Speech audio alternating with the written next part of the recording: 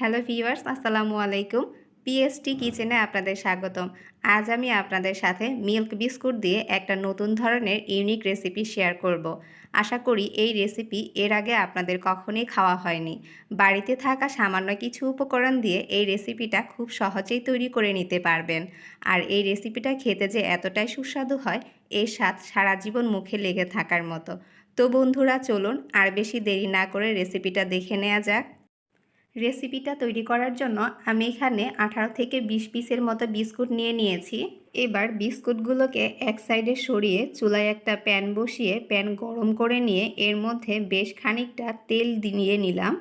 তেলটা ভালো করে গরম করে নিয়ে গ্যাসের ফ্লেমকে একেবারে লোতে রেখে নিয়েছি। এর মধ্যে এক এক করে মিল্ক বিস্কুটগুলোকে দিয়ে দিচ্ছি।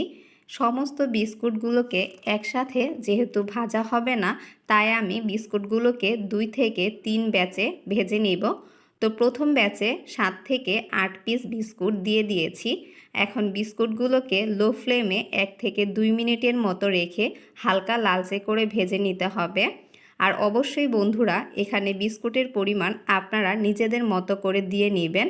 মানে যেই পরিমাণ রেসিপিটা তৈরি করবেন সেই অনুযায়ী বিস্কুটের পরিমাণ কম বা বেশি নিয়ে নেবেন। বিস্কুটগুলোকে দেখুন লালচে রং করে ভেজে নিয়েছি। এবার বিস্কুটগুলোকে একটি ছাঁকনির সাহায্যে ছেঁকে তেল ঝরিয়ে নিয়ে টিস্যুর মধ্যে ঢেলে নিয়েছি, যাতে এর গায়ে এক্সট্রা যে তেল রয়েছে সেটা টিস্যুর মধ্যে সুন্দর করে টেনে যায়। তো প্রথম ব্যাচের বিস্কুটগুলোকে ভেজে নিয়েছি। এরকম দ্বিতীয় ও তৃতীয় ব্যাচের বিস্কুটগুলোকে ভেজে নামিয়ে নিব। তো বন্ধুরা, আমি আবারও বলছি, আপনারা বিস্কুটগুলো ভাজার সময় চুলার ফ্লেমটা একেবারে লোতে রাখবেন, না হলে বিস্কুটগুলো তাড়াতাড়ি রং ধরে যাবে আর পুড়ে যেতে পারে। আর বন্ধুরা, আপনারা কে কোথা থেকে আমার এই ভিডিওটা দেখছেন তা আমাকে কমেন্ট করে জানাবেন। আর আপনারা যদি ফেসবুক পেজ থেকে আমার এই রেসিপিটা দেখে থাকেন, তাহলে অবশ্যই আমার ফেসবুক পেজটা ফলো দিয়ে রাখবেন। আর ইউটিউব চ্যানেল থেকে দেখে থাকলে আমার চ্যানেলটা সাবস্ক্রাইব করে রাখবেন, তাহলে এরকম নতুন নতুন ইউনিক রেসিপি খুব সহজে আপনারা পেয়ে যাবেন। আমি একে একে সবগুলো বিস্কুট ভেজে নিয়েছি। তো দেখতেই পাচ্ছেন বিস্কুটগুলো ঠিক এরকম কালার করে ভেজে নিতে হবে। এবার বিস্কুটগুলোকে একটু ঠান্ডা করে নেব। ঠান্ডা হবার পর আমি এগুলোকে হালকা একটু ভেঙে একটা ব্লেন্ডারে নিয়ে নিয়েছি। আর সবগুলো বিস্কুট নেবার পর আমি এগুলোকে একটু ব্লেন্ড করে গুঁড়ো করে নিব। তো দেখুন আমি এগুলোকে গুঁড়ো করে নিয়েছি। এবার আমি চুলায় একটি প্যান বসিয়ে কিছু বাদাম ভেজে নিয়েছি।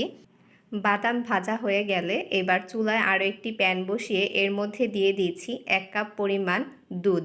আমি দুধটাকে আগে জাল করে নিয়েছি। এরপর এর মধ্যে দিয়ে দিচ্ছি 1/4 কাপ পরিমাণ চিনি।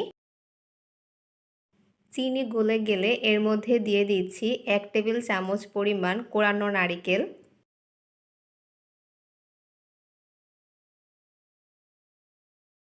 এরপর এর মধ্যে দিয়ে দিচ্ছি বিস্কুটের গুঁড়া।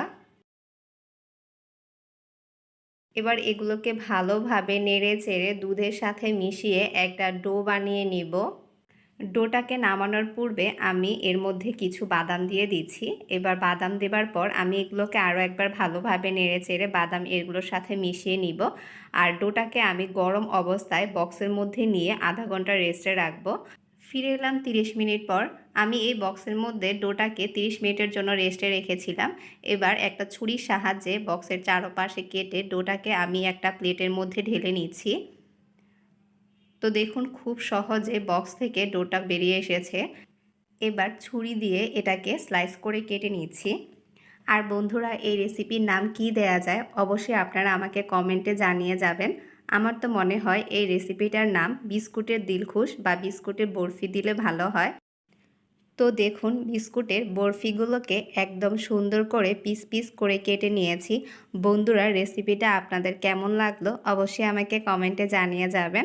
আমি খুব সহজে ইউনিক একটা রেসিপি আপনাদের সাথে শেয়ার করার চেষ্টা করেছি। আশা করি রেসিপিটা আপনাদের কাছে ভালো লেগেছে। আর রেসিপিটা ভালো লাগলে আমার চ্যানেলটা লাইক, কমেন্ট এবং সাবস্ক্রাইব করবেন। আর ফেসবুক পেজ থেকে দেখে থাকলে পেজটা ফলো দিয়ে আমার পাশে থাকবেন।